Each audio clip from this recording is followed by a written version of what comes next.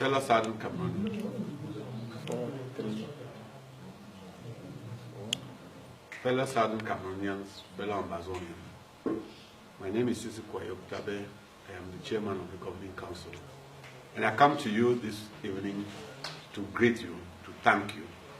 We know that we have come to a turning point in our struggle for the restoration of the independence of Southern Cameroon, for the restoration of the independence of Ambazonia. My brothers and sisters, I come before you today because on this day, we find ourselves at the same place we were on the 8th of January 2017. On that day, while the government was sending people, ministers and directors to go back to our region and to bribe people so that they should send their children to school, our parents decided that school would not open on the 9th of January. History is about to repeat itself. Today, we are faced with a situation where our parents have decided that children will not go to school. Unlike the situation in January, today the government has sent its military forces. We have military men clearing secondary school campuses, and we know that they are preparing everything in their powers to force our children to go to schools. We have been reliably informed that as we speak, many buses are leaving, truckloads of children are being ferried from the West Province, from the Littoral Province, and as far into the Central Province as Bafia, to take Francophone children to go and put them in schools tomorrow, so that CRTV will go and cover them and give the impression to the world that schools have resumed. We are saying, as a member of the Governing Council and as its chairman, I am saying that our parents have decided that there will be no schools tomorrow. So, mark my words, our parents will not send their children to school tomorrow. But we also expect that, true to its form, tomorrow, because they have already deployed 1,350 military men to our region, we would not be surprised if by this time tomorrow there are stories of atrocities done in our homes where the gendarmes, the military, and even the police would have entered our homes and forced our parents to go send their children to school. And in the event where children don't go to school, they would arrest the parents with fear of a bloodbath in our region tomorrow. We are calling on the world, the whole international community, to pay attention to what is about to happen to Cameroon, to our region, the British Southern Cameroons, to our region, Ambazonia.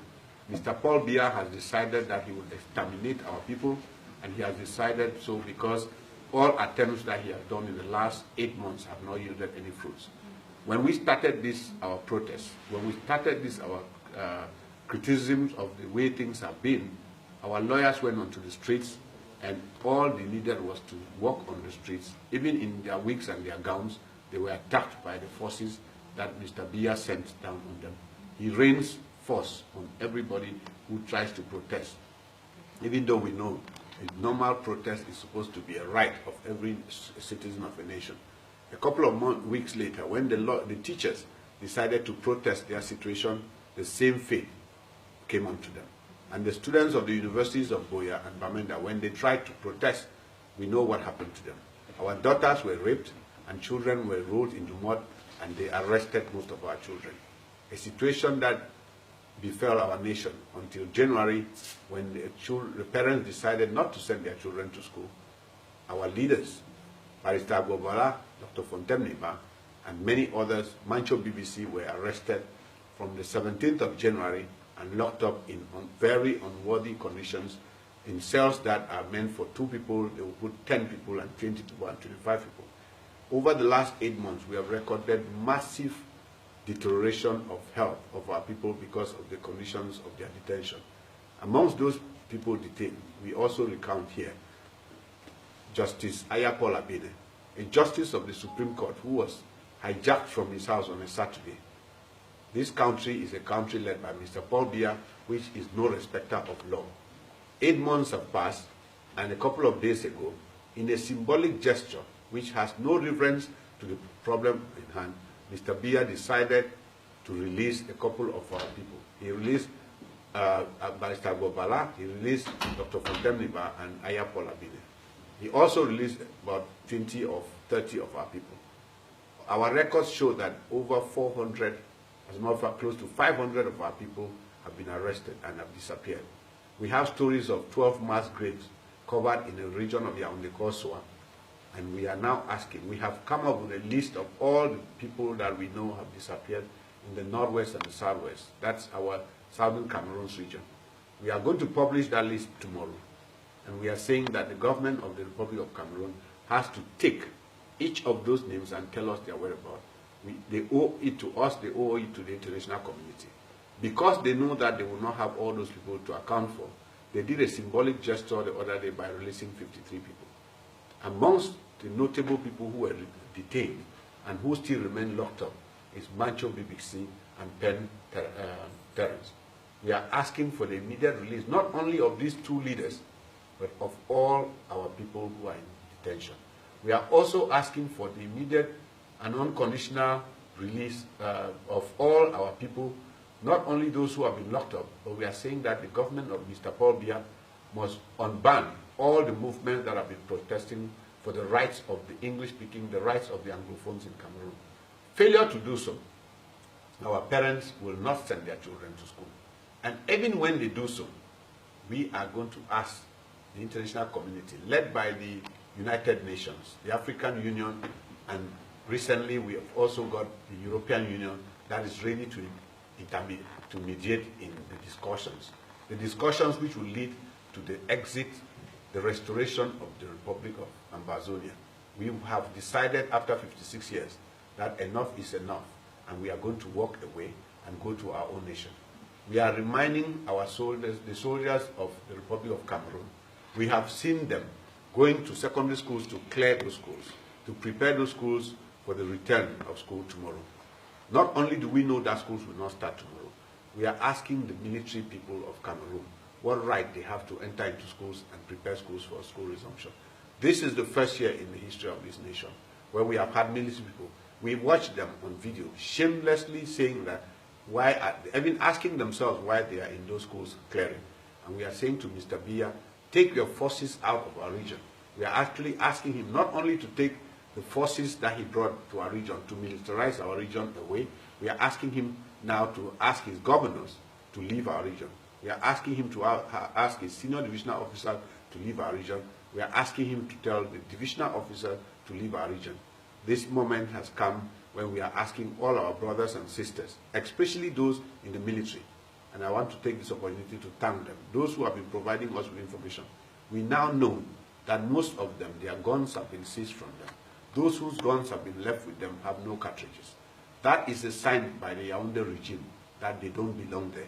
We are asking them to provide us with information, intelligence information that will lead us to prepare for and avert the crisis and the impending genocide that Mr. Biya wants to cause on our people. We are also going to take advantage of this moment to ask our parliamentarians. In 1953-1954, the reason why our people moved to Buea was because the parliamentarians, the members of parliament at the time, decided to quit the Eastern House of Chiefs, the Enugu House of Chiefs. We are asking our parliamentarians, be they members of the CPDM or members of the SDF, that the moment has come when they must check out of the glass house in Yaoundé and come home. We think that enough is enough. We don't belong in this country. We have decided that we want to go and form our own nation because the legal instruments are in our favor. We have lived for 56 years as second-class citizens. We have lived for 56 years as slaves, and enough is enough. As my brother said, when injustice becomes law, resistance becomes a duty. We are asking all our people to resist, particularly about tomorrow. We not only, as the governing council said, that there will be no schools, we also called on our people, both at home and in the diaspora, as a mark of their solidarity to this restoration movement.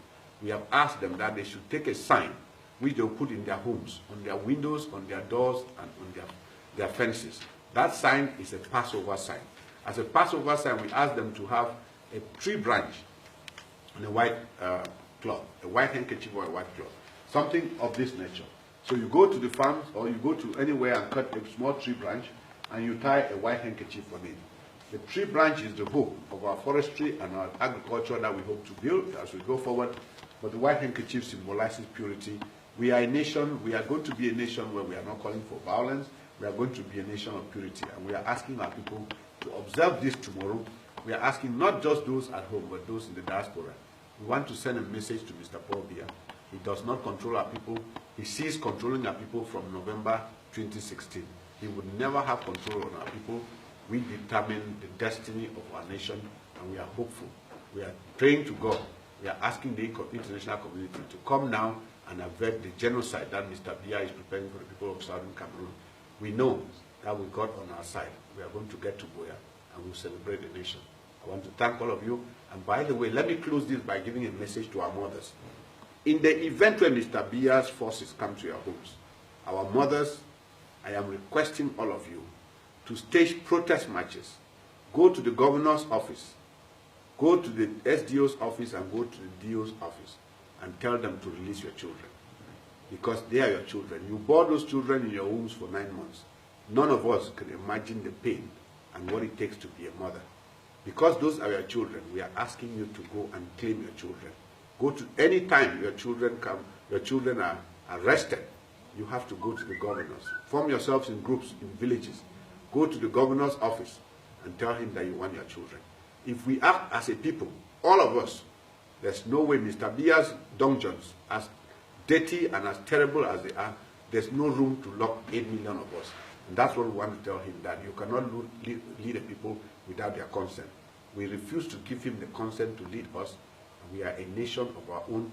In the next couple of weeks, we are going to go to America, we are going to go to United Nations and ask for our place, because our place is not where we find ourselves now.